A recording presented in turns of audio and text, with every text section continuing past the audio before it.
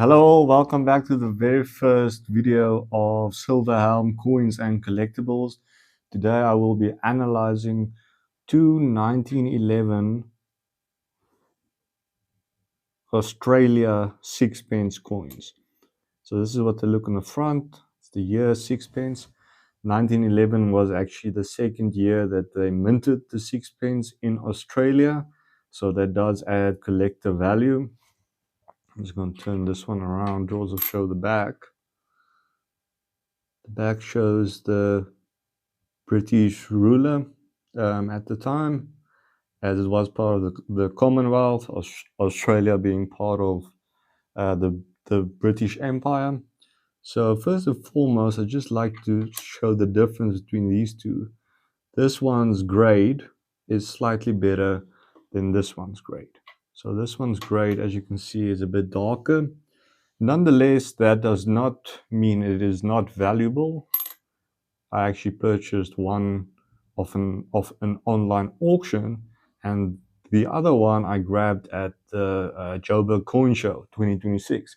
So this is just what I'm going to basically show and then evaluate as I go along. So firstly, a couple of things I can tell from these and my research is that they are 92.5% sterling silver, which means that of this weight, 92.5% is silver. I will put those values up on the screen as I make the video to show how much troy ounce of silver is in, the actual silver weight, ASW. And then I will more or less start looking what is the value. Firstly, what is the grade? I do want to state that my grading might not be spot on. I would always recommend professional third-party grading when it comes to coins that you suspect are of a high grade. As mentioned, the one on the right is, just by looking at them, a little bit less of a grade than the one on the left.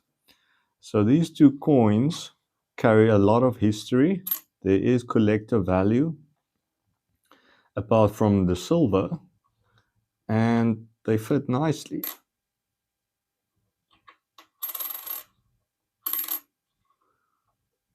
I would say this is a good start for those wanting to get into the Commonwealth era coins. Sixpence Australia. I mean, if you can also get the 1910, which was the first year that they minted the sixpence in Australia, that would be even a bit more collector value. These ones had collector value for me based on the silver content. So if you will follow my channel and going forward, I only, well, most of the time, cover silver-based coins because I believe they have inherent value, which is true, and because silver is surging, it is part of what's known as stacking. So you are stacking silver, you are collecting coins. These two are wonderful additions to the stack, the 92.5% silver stack. So I'm just going to show you guys a couple more close-ups, and then I am going to basically lay down the value, what's its melt value, what's the collector value at this moment, and then all prices will be in dollars just to keep this international. I would also like to state that I paid for the first one around, let's say it was close to $10, and then the other one I paid more close to $9 if I go look at my records. So I was paying a bit above the spot price, which is for the silver, because it does have collector value. And going forward, I do believe these would be nice in the collection as a part of stacking due to the high silver content. So without further ado, let me show a couple more close-ups, and then we'll crack down the value of this coin. And you guys can let me know in the comment section below, going forward for the eBay shop, if you would like to purchase one of them. Yes, so let's get to it. So it's a beautiful coin, sixpence, 1911, 92.5% silver content sterling. This is an exceptional find actually, because it's the second year that they minted them in Australia. Should be a part of most Commonwealth coin collectors. I'm going to turn it around now just to show the back of the coin. This grade, if I could guess, would be fine. It is not damaged or dark like the previous one on the right, but the one on the right from the previous section was actually value due to its silver content. So this sixpence over here, I would say, is the one that's graded the highest between the two, and this is also the one that I paid the most for.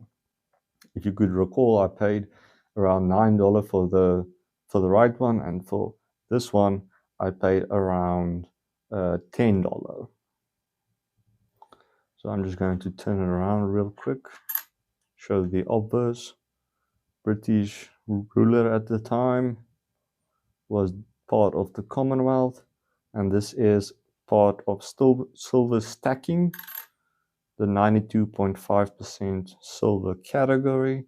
It does add a lot of weight. I mean, if you're looking for a stacking of coins that contain silver, a good starting point is 90% and up. So now we'll go through the value, the silver weight, as well as how much the melt value, and then ultimately show its collector value. Okay, so now I will put up the values that I have found, or will discuss this coin. First and foremost, as stated, it is a 92.5% sterling silver coin, with the remainder 7.5% made out of copper. Its total weight is 2.83 grams. So the actual silver weight is 2.62 grams, or 0.083 troy ounces of silver. Just a general thing, there were 1 million minted of these.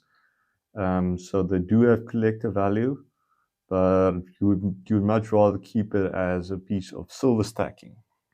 So realistically, I determined this specific coin to have a rating of fair to very fair. I feel that's broad enough to encompass its value and its grading. Again, third-party grading would be the final grading, but if you're collecting it, it kind of helps to know the grading as well. You should be able to spot fine to very fine coins. So the melt value of the silver is $4 to $6. So that's not a lot. It's just depending on the silver spot price. That will determine its melt value.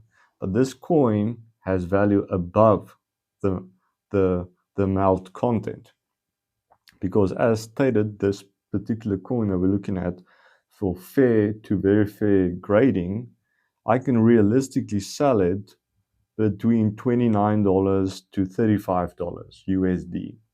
So that's a decent margin from what I paid for it and the collector value. So that is really cool. What I found really interesting researching this coin as well is if it is uncirculated, that means it was never used in circulation, it can fetch up to $2,000. So it's a solid collector coin. There is demand for it.